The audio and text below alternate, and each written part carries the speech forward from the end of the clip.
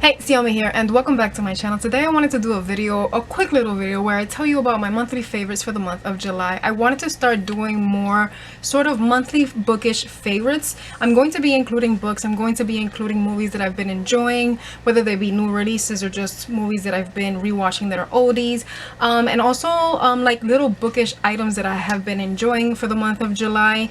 And yeah, that's really all I wanted to do. It is going to be a quick little video like I mentioned because it's a million degrees here in Puerto Rico and I am extremely hot already, so we're gonna try and make this quick. I wanted to film with my hair down, but that's just not gonna happen, so let's get into this video. Of course, the first thing that we're gonna be speaking about are books. There are 3 books that I enjoyed throughout the month of July, and one that I really want to shed light to that I read, I think it was in June, and it's just such an impactful story that I really want to speak about it. And the book that I'm talking about is Other Words for Home by Jasmine Warga.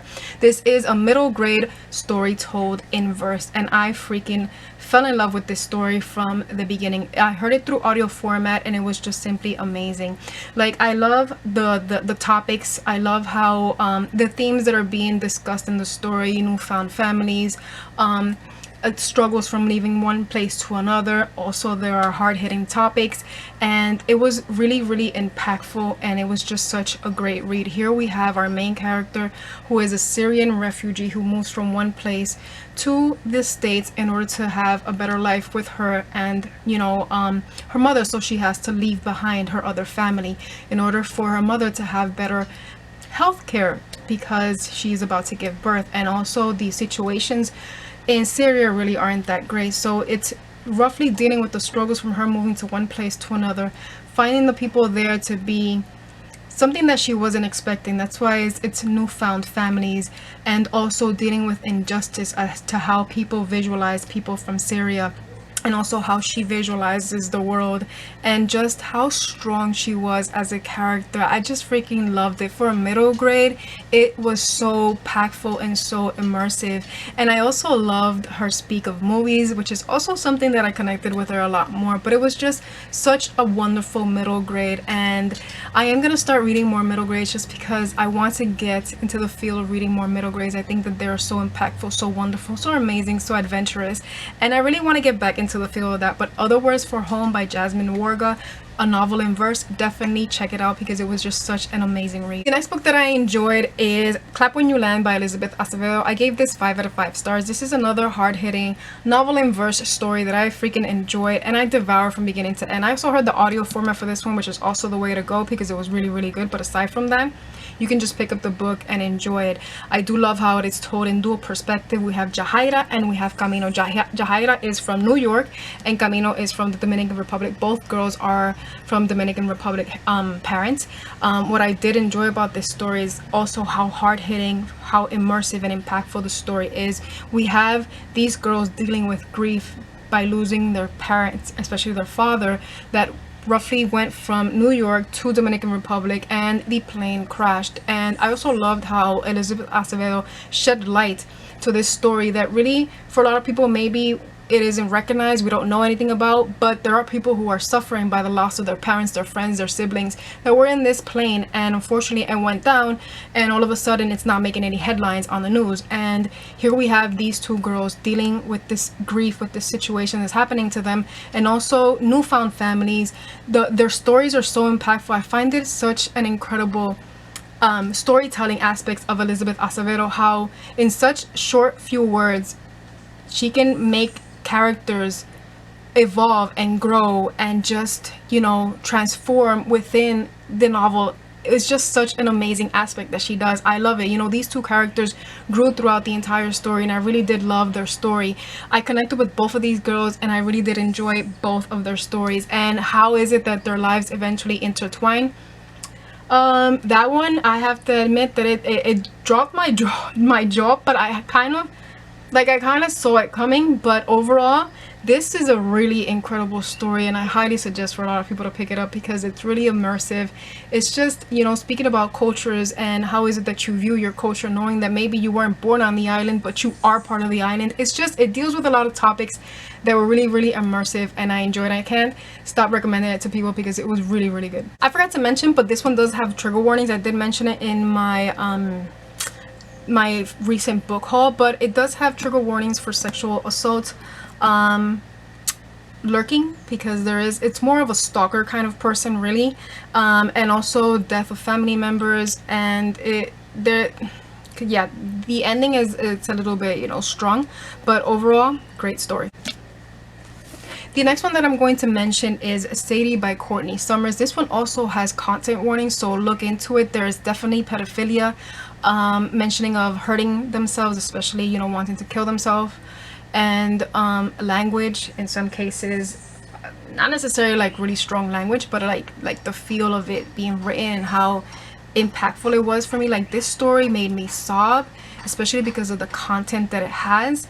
Like, oh my god, definitely look into trigger warnings, because even though this is a YA mystery thriller, it packs a punch. Like, Sadie's story is one that took me on a journey and just, wow, immersed me in the story. And like I said, I sobbed. I did sob, especially that ending. And what I really like about this story is that it has sort of this different format where we have Sadie's perspective of what is it that she's doing, and also we have a person investigating through a podcast, telling the little events that Sadie has already gone through, breaking them down and telling the people how was it that this girl eventually disappeared. Because here we have Sadie, whose sister was killed, and she's trying to find the killer of this story. Like, oh my god, amazing, impactful story. It's great. I enjoyed it so much. The audiobook, again, the audiobook is also a way to go because it immerses you more in the story.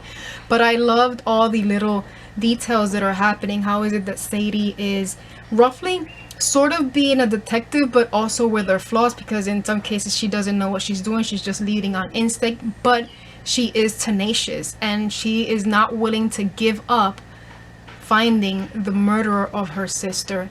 And oh my god, and then like that ending, like, you ask yourself a lot of things, especially with the ending of what happened. But I'm not gonna say, because the spoilers would definitely pick up this story. It's great, but it is a hard-hitting one. The final book that I'm going to be speaking about is The Black Flamingo by Dean Atta. I really did enjoy that book. I did not know that it was going to take me by surprise. Like, this is another story told in verse, and also it is very impactful, very immersive. You're noticing a trend of the kind of books that I like to read, right? I really do enjoy contemporaries that are hard-hitting. Those are ones that kind of appeal a lot more to me. But this one, The Black Flamingo by Dean Atta, I cannot wait to actually own it, because it was just such a great story. Here we're dealing with a mixed race gay teenager living in London, and how is it that he discovers being a drag, and also like discovering the power that it has for him, and just, you know, going through the stages of his life, because we do get like little snippets of every moment within his life. And also, actually, you know, it is a journey of self-discovery. How is it that he's going from one stage to the other? And it was just such a great story. It does deal, you know, with calling out friends that are being racist, and I really did enjoy that, because, you know, if you have a racist friend, you have to call them out, because, you know, you have to educate them. And if they can't be educated, then I'm sorry, you know, our friendship has to end. Because if they're not willing to educate themselves and learn from what they are saying, that it is hurtful, then it's not worth being their friend. You know, we have to be realistic. We have to also be real, and we also have to be compassionate and empathetic with other people. But this story was just such a lovely story. Like, I enjoyed it from the beginning to the end, and that epilogue, oh my god, it was just simply amazing. But I really did love his entire story, you know, and also the mention of certain like movies and other little things that I really did enjoy. So it's definitely a story that I recommend. It was just such a great one to actually hear through audiobook, because again, I heard it through audiobook. It was a month of audiobooks, I'm not gonna deny it, but you know, I was trying to get back into the reading habit. So yeah, it was really good. The next little bookish little thing that I'm going to be speaking about is from a Kindle company that I really do enjoy purchasing from, and this one is from Wick and Fable. This is from the box that I bought. It was called Interstellar or Intergalactic, I don't know, Interstellar something box, and this one is Aurora Academy themed. I love the scent. It doesn't say like the name of the scent, but it does smell like very berry, fruity, like sweet. It smells like candy, but it isn't edible. But it was Oh my god, it smells so freaking good. And these are some of my favorite candles, Wick and Fable and also Flick the Wick. I have to admit, I don't necessarily burn them because they're so good that if I run out, like I don't know if I'm gonna have another one. And I just love, you know, stopping by my bookshelves, opening it, getting a little whiff of it, and just closing it back, and then just doing, you know, my daily routines because, you know, I'm weird that way. Next little thing that I'm going to be speaking about is something that I wear that I have been enjoying because I'm just such a huge fan of this TV series, these shows, these movies. They've been made into an array of different things, and that is this shirt by Scooby-Doo, or from Scooby-Doo, Mystery Incorporated. I love Scooby-Doo. Like, I've watched nearly all of the different adaptations of Scooby-Doo. This is in large and I'm small, but you know, I like to use medium and I like to use large also. This is very comfy, and you know, going to sleep, you know, I'm just reminiscing my childhood favorite TV shows, so why not, you know? And the final thing that I'm going to be speaking about are movies. I'm gonna make this quick because like all of these movies are entertaining, are amazing, are great. I enjoyed them from beginning to end. I've watched them probably like a gazillion times throughout this month, last month, ever since I got them. First one that I'm going to be speaking about is The Addams Family. I really enjoyed this story. I also love how it's a new take on it because it's for a new, younger age. And even though I would have loved for little things to be a little bit more creepy and I don't know, like grotesque, I really did love the eerie vibe to this story, and you know, bringing the Addams Family to a new era because I loved the Addams Family. Like, I love the movies, but I have to admit this one is better than the movies because if you watch the movies, you know that it's always Fester's fault that something is happening. Like in the first one it was Fester, and the second one it was Fester, and I'm like, Fester, what is wrong with you, man? Here it's completely different, and I actually enjoyed it. Like the details and the graphics and the animation, I think that they were decent. You know, for the target audience, this is amazing. I have no problems with it. I went to the movies with somewhat of middle expectations and I came out like, oh my god, I loved it so much, and my little brother loves it. We've been watching it non-stop every single day, and I just love how is it that Wednesday is and Pugsley. Like, I loved everything about this movie. The next one that I want to mention is also another one that took me by surprise. I saw it in movie theaters and I was just like, it exceeded my expectations, and that one is Sonic the Hedgehog. Like, oh my freaking lord, this is amazing. And also the return of Jim Carrey to the big screen. What the hell are we not gonna love? Like, I am a huge Jim Carrey fan from the old days, like In Living Color. That's, you know, how much I love Jim Carrey. Adored him from beginning to end, and I loved his return, you know, to the big screen. I thought that this movie was just so freaking good and entertaining, and like, you know, it was heartfelt, and I love those aspects. Also, Sonic was fixed because if you notice the first Sonic that came out, he was like a bit wonky, and I was like, just no. But I loved the story and how is it that he befriends, calls him Donut Lord, you know. But it was just such a great story. I loved it. And you know, how is it that Sonic realizes that it's okay to, you know, make mistakes also, and you know, stay on Earth, protect those that he loves. Great movie. Okay, so my camera cut off there for a minute, so I apologize. But the final movie that I'm going to be speaking about is Justice League Dark Apocalypse War. I thought that this was going to be like sort of like a remake of War. Oh boy, was I wrong. No, because it mentions in the story how, you know, Darkseid has had continuous attempts of trying to destroy the Justice League and also the Earth in general. And oh my god, does this pack a punch. It does not shy away from being brutal, and I honestly have to admit that it was hurtful for me because I am a huge DCAU fan. I love the DC in general. Like, this is something that I've always been a huge fan of, and this is what I enjoy a lot more than other like Marvel. But I am a huge DC fan, and this one, it nearly broke my heart in half, and I was just like, what? I can't believe it. Like, it was amazing, and I freaking enjoyed it. And I loved how they introduced Constantine, and we also get more from Raven, and we get a lot from the Justice Leaguers. Like, there's a lot of different ones, and I was just like, when something happened to one of my girls, I nearly wanted to sob on the floor and just be like contemplating my entire life, because I was like, what is life without her? What is life without her? Honestly, that's how it was gonna be for at least maybe 3 to 4 hours. But I was like, you know what, let me compose myself, let me hold myself still, let me watch it until the end. And I was just like, this is so freaking good, man. As you can tell, this does bring out the inner geekiness in me because I love all of these characters, and it was just Great movie to watch. I'm going to watch it again because like I really want to pinpoint other little details, and I also discovered that this is the last one in this franchise, so I can't wait to see what else happens, especially with the ending. Like the ending was just like,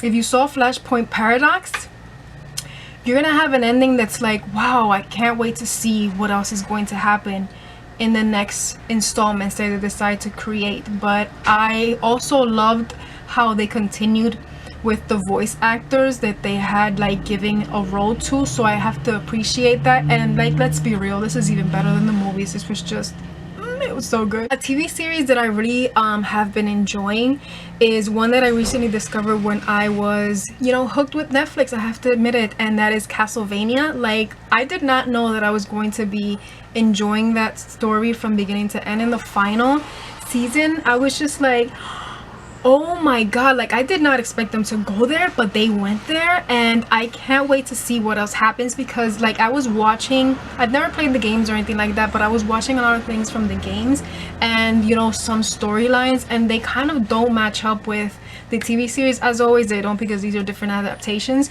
But I can't wait to see how is it that eventually it's going to, you know, intertwine with what really happened in like the video games and whatnot. So I'm intrigued to see what happens. But it was, wow, it was great. It was entertaining. Like the graphics are really cool. I just wish there were more, but like Alucard, I just love it completely, because it's just such a great TV series, honestly. So this is it for this video. I want to say thank you for watching. I hope that you like this little take that I have on my monthly favorites. If you hear any noises, I apologize, but there are people like doing some work around here, because, you know, it's Saturday and people tend to do a lot of work around Saturday around here. And also, we're gonna have to admit, some people are being a little bit rude, but you know what, we're not gonna get into that, because we're not gonna get into that. But yeah, that's it for this video. If you want to tell me which was your monthly favorites, whether it be bookish, whether it be a book, a movie, a TV series, a comic book, a graphic novel, anything, just make sure to write down below so we can chit chat. I don't have a graphic novel for this one, but I'll be sure to have one for next one, because I didn't read any graphic novels,